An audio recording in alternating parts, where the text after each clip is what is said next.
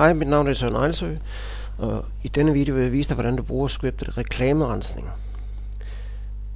Vi klikker på linket, så vi kommer ind på den første side. Og den første side, det er som sædvanligt en intro, hvor vi lige gennemgår de forskellige trin. Og det kan du sådan set selv få lov at læse. Jeg hopper videre til trin 2. Og på trin 2, der skal vi vælge vores variabler. Vi kan se, at vi har den første her, vi skal vælge, det er RespiD. RespiD, den vil vi bruge senere hen, hvis der vi skal merge vores datasæt med vores originale. Og hernede, der har vi så de tre andre variabler, vi skal vælge, er rendring, kendskab og præference. Jeg skal lige sige, at det kan være en fordel at bruge det her script umiddelbart efter, at du har kørt scriptet kategorisering. Jeg har et datasæt her, som er et produkt af kategoriseringsscriptet. Og hvis du laver kategorisering, så er det vigtigt, at du laver kategorisering på samtlige variabler, der har med reklamer at gøre. Altså både erindring, kendskab og præferencer, hvis du har det sidste nævnt også. Vi hopper tilbage, og så skal vi vælge vores, altså RespiD heroppe, den vælger vi. Og så skal vi vælge vores erindringsvariabler. Og jeg kan læse teksten her, hvilke hårde hvide har du lagt mærke til reklamer for. Det må være dem. Vi tager dem, og så vælger vi alle, der har med reklameerindring at gøre. Og det er sådan, at den øverste, vi vælger, det er altså spørgsmål 9 her i dag. Den vil blive top of mind, og de resterende vil så være yderligere, der er erindret. Og det samme gælder hernede ved kendskab. Jeg skal ned og finde kendskabsvariablerne. Den her kan vide, hvad han kender du, eller har du hørt om. Det må være den. 2A, det bliver så top of mind.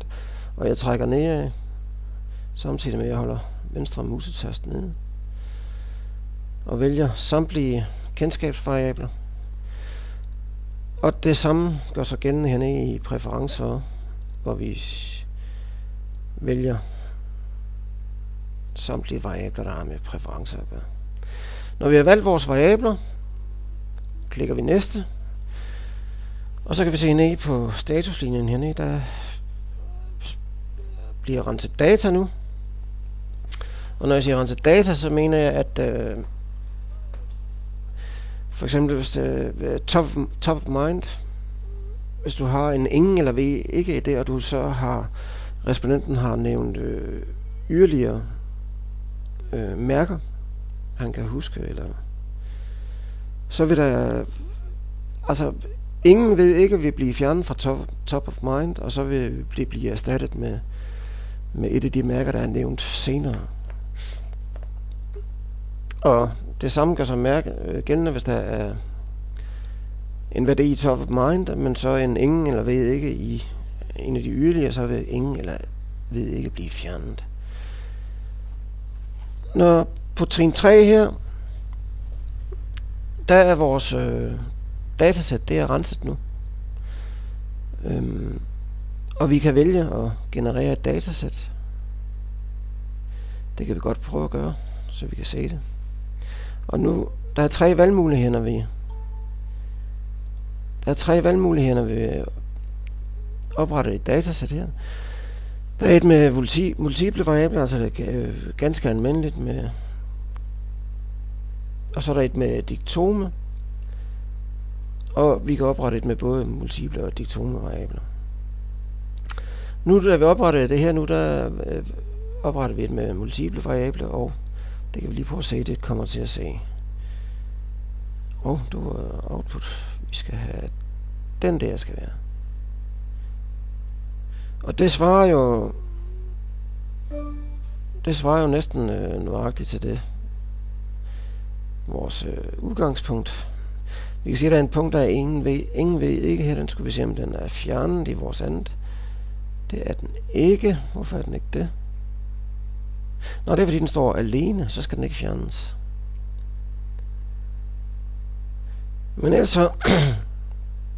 så er vores datasæt renset. Jeg hopper lige tilbage til vores script. Hvis vi fortsætter nu, så kan vi se hernede. Vi kan fortsætte og dermed generere nye data for kendskab.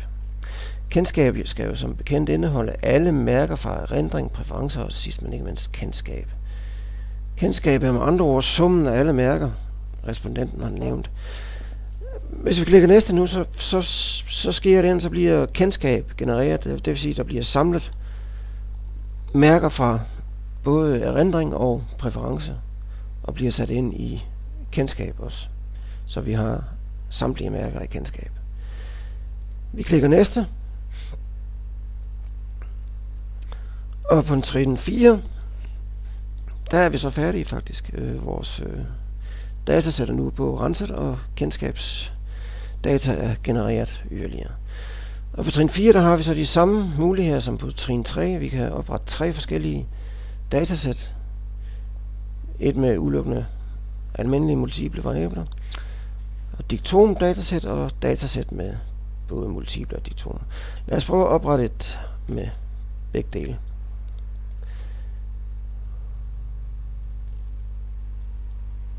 Og vi har vores...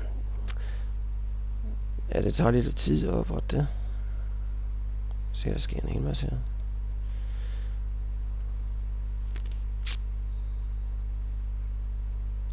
Og det er også fordi, at jeg optager skærmen samtidig med. Og det går altså lidt over hastigheden.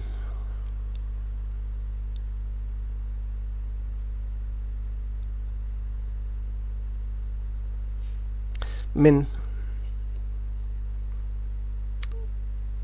jeg vil altså anbefale, at I bruger det her script lige direkte efter kategorisering. Det gør det lidt mere overskueligt, og fordi der vil du kun have de variabler, du skal bruge, faktisk. Og så kan man merge